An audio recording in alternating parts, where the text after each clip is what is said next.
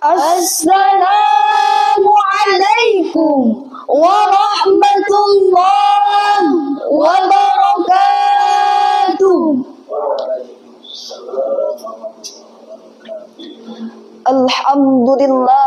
Alhamdulillahil badi'il hadi ila bayani mahya'i rasyadi amada arbaban nuha wa rasama samsal bayani fis suduril ulama amma ba'd.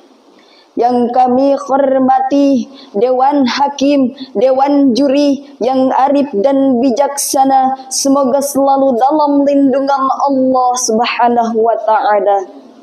Yang kami hormati teman-teman seperjuangan yang sebangsa dan seagama, semoga Allah muliakan.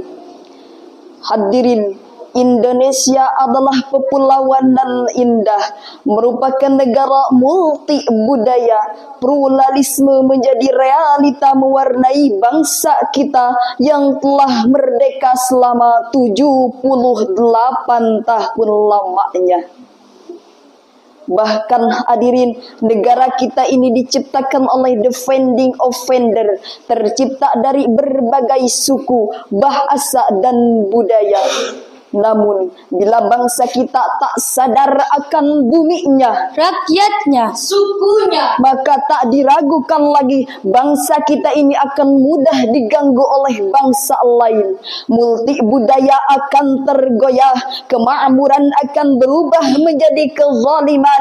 Berbeda agama bukan jadi satu alasan, berbeda agama bukan jadi satu kekuatan. Oknum agama mulai menawarkan kemurtadan, fitnah bertebaran yang akhirnya mengakibatkan runtuhnya persatuan, hilangnya kedamaian, hancurlah multi budaya Indonesia. Oleh karena itu, perkenankanlah kami untuk menyampaikan syarahan Al-Quran yang bertajuk Toleransi Lintas Agama dalam Membangun NKRI yang Harmonis, dengan landasan Al-Quran Surah Al-Rum ayat 22 yang berbunyi sebagai berikut. A'udzu billahi minasy syaithanir rajim.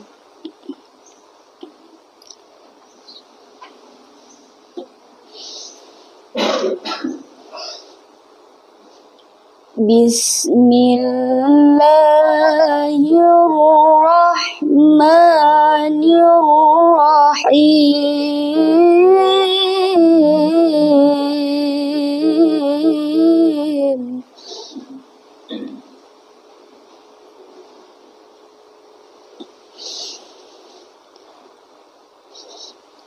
Wa min ayatihi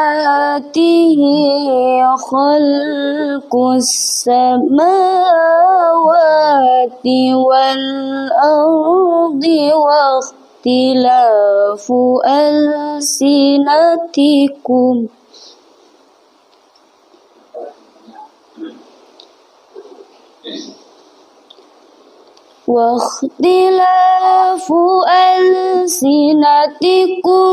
wa alwanikum.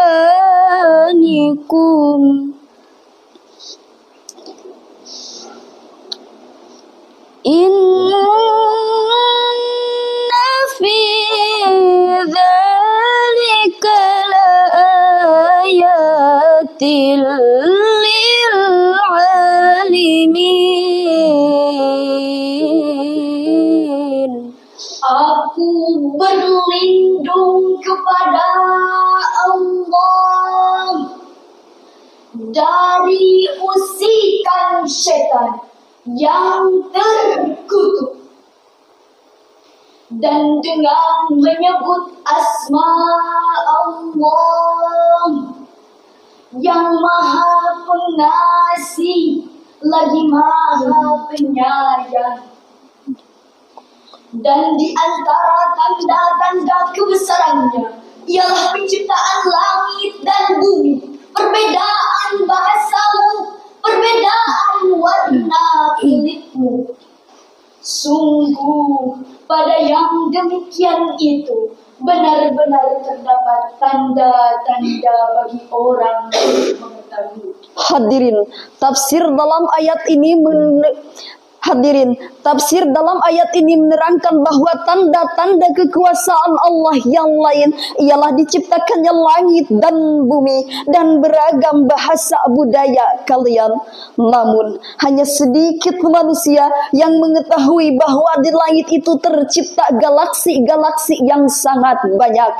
Setiap galaksi mempunyai bintang, planet dan satelit. Bumi yang didiami manusia selama berjuta-juta tahun lamanya, tak ubahnya seperti atom yang sangat kecil yang hampir tak mempunyai berat dan tak punya bayangan jika dibandingkan dengan galaksi-galaksi tersebut.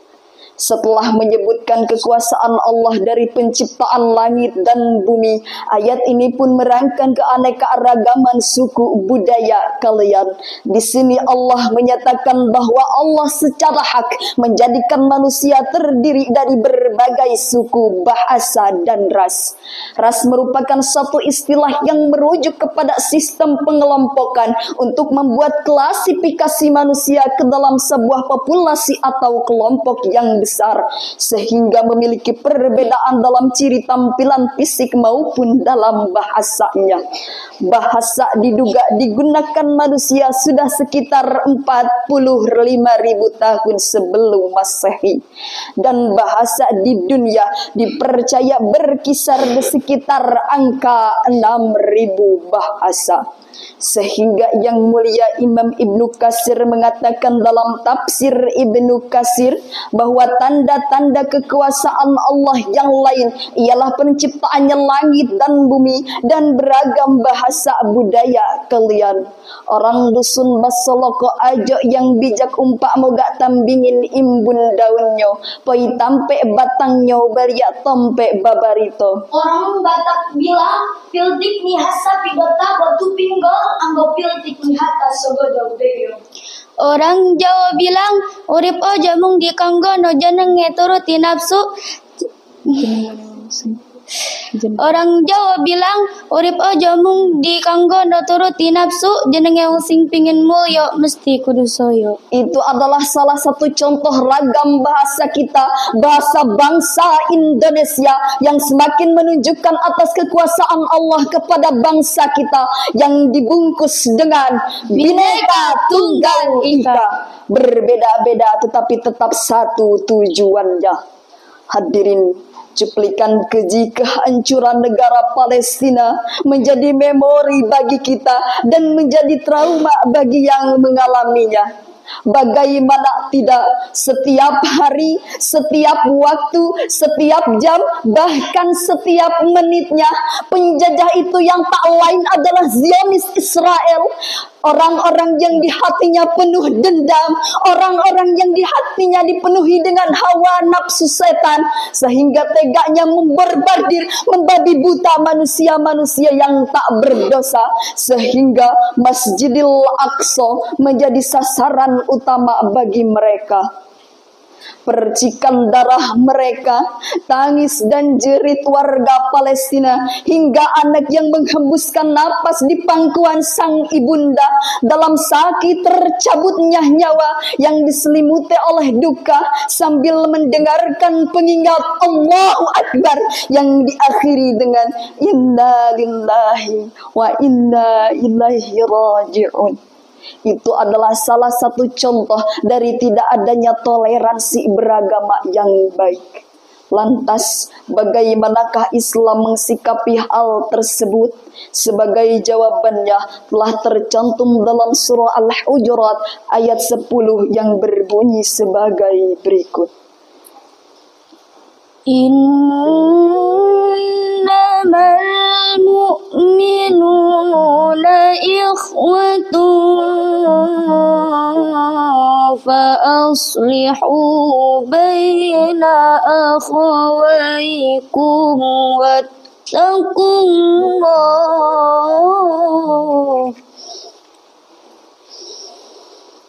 wattaqullaha la'allakum turhamun.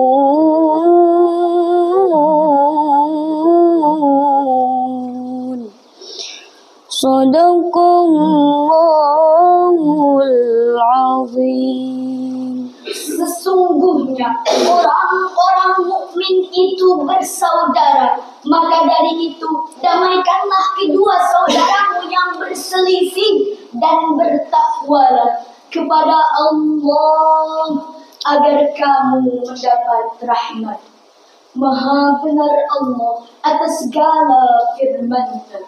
Hadirin, tafsir dalam ayat ini menegaskan kepada kita bahwa sesungguhnya seorang muslim itu adalah saudaranya muslim yang lain, layaknya persaudaraan antara nasab karena sama-sama menganut keyakinan dan keimanan yang sama.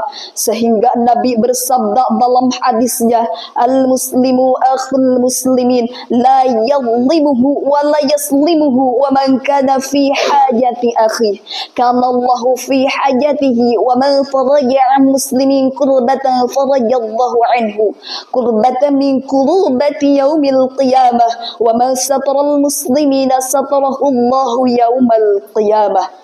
Sesungguhnya seorang muslim itu adalah saudaranya muslim yang lain. Maka dari itu jangan berbuat aniaya dan jangan membiarkannya melakukan aniaya apalagi sampai teraniaya. Orang yang membantu kebutuhan muslim, maka Allah akan membantu kebutuhannya. Orang yang melonggarkan satu kesulitan muslim, maka Allah akan melonggarkan kesulitan-kesulitannya pada hari kiamat. Dan orang yang menutupi aib seorang muslim, maka Allah akan menutupi kekurangan-kekurangannya pada hari kiamat. Riwayat Imam Bukhari dari Abdullah bin Umar. Maka dari itu hadirin, karena persaudaraan itu mendorong ke arah perdamaian dan kedamaian, Allah pun menganjurkan kepada kita agar terus terjalinnya tali persaudaraan dan tali silaturahmi, supaya mereka memelihara ketakwaan kepada Allah. Jadi natijahnya adalah hargailah perbedaan, karena perbedaan adalah sebuah kekuatan. Dengan menghargai perbedaan, kita akan meraih kemuliaan dan kedamaian melalui toleransi dan saling menghargai. Pada kesempatan yang mulia ini, kami mengajak ke para pemuda-pemudi bangsa Indonesia untuk membuka mata dunia yang buta akan kebenaran, yang tuli akan keadilan, yang lumpuh akan keamanan. Karena peristiwa yang kita saksikan hari ini bukan lagi tentang dunia kita, tapi tentang akhirat kita. Karena sesungguhnya di hadapan Allah nanti kita akan dipertanyakan, apa belamu untuk Al-Aqsa? Apa perjuanganmu untuk saudaramu? Lantas, sanggupkah kita menjawab hal tersebut? Setidaknya kita pernah berada di barisan terdepan, selalu ada di barisan terdepan melawan musuh Allah, melawan musuh umat Islam. Kiranya hanya sekian uraian dari kami. Semoga ada manfaatnya untuk kita semua. Wa qad yurja li jar'i sayfi bur'u wala bur'a liman jarah alisan. Bila pedang melukai tubuh, masih ada harapan untuk sembuh. Tetapi bila lisan melukai hati, entah kemana obat yang harus kucari. Kama qala fi kitabis sulamun nawarok wa kun akhilil mubtadil musamaha wa kulli islahi fasadin nasiha. Wahai dulur disuhkeun mumurahan, kamu betadi ngahampura kesalahan. Kami tutup dengan sebuah pantun. Kalau ada jarum yang patah, jangan disimpan di dalam peti. Kalau ada ya kata yang salah, jangan disimpan di dalam hati. Jangan disimpan di dalam hati. Jalan-jalan ke Sukabumi, jangan lupa membeli mochi. Jangan lupa kepada kami, tiga santri yang baik hati. Tiga santri yang baik hati. akhirul kalam qudbas safa wa dama kadar wabillahi taufiq wal hidayah wassalamu alaikum warahmatullahi wabarakatuh.